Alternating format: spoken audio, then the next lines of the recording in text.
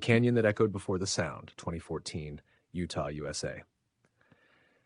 They say every canyon has a voice, but in the Utah desert, there's one that speaks before you do. It happened on a warm evening in 2014 when a small group of hikers wandered into a narrow sandstone gorge hidden miles off the trail.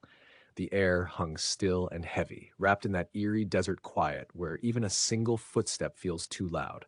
One of them, Emily, the curious one, turned toward the towering red walls and called out, "Hello!" But before her voice even left her lips, the canyon answered back, a perfect echo, her own voice, clear, delayed by 2 seconds, except she hadn't spoken yet. She froze. The others laughed nervously, insisting she must have whispered without realizing it. So she tried again. This time she only breathed in, and the canyon threw her inhale back at her like a playback from the future. That's when the laughter stopped. The group stood clustered around the canyon floor, staring upward as the shadows deepened.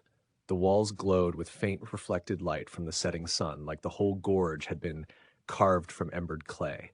One of the hikers clapped sharply, intending to test it. A clap echoed back, 2 seconds early. Then the real clap finally rang out. It felt wrong, like the world was momentarily out of sync with itself.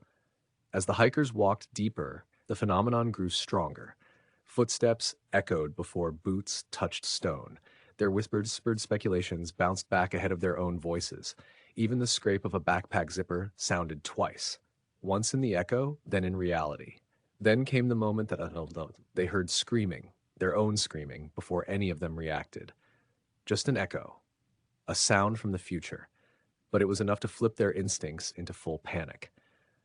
When they finally did scream, it was almost a relief to hear the real thing, late but expected, grounding them back in the present.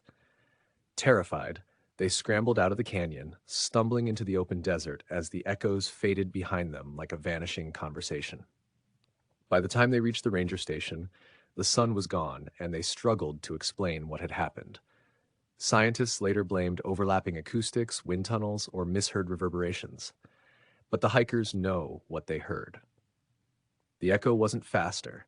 It wasn't bouncing from wall to wall. It was bouncing from time itself. And if you ever find that canyon deep in the sandstone labyrinths of Utah, listen carefully.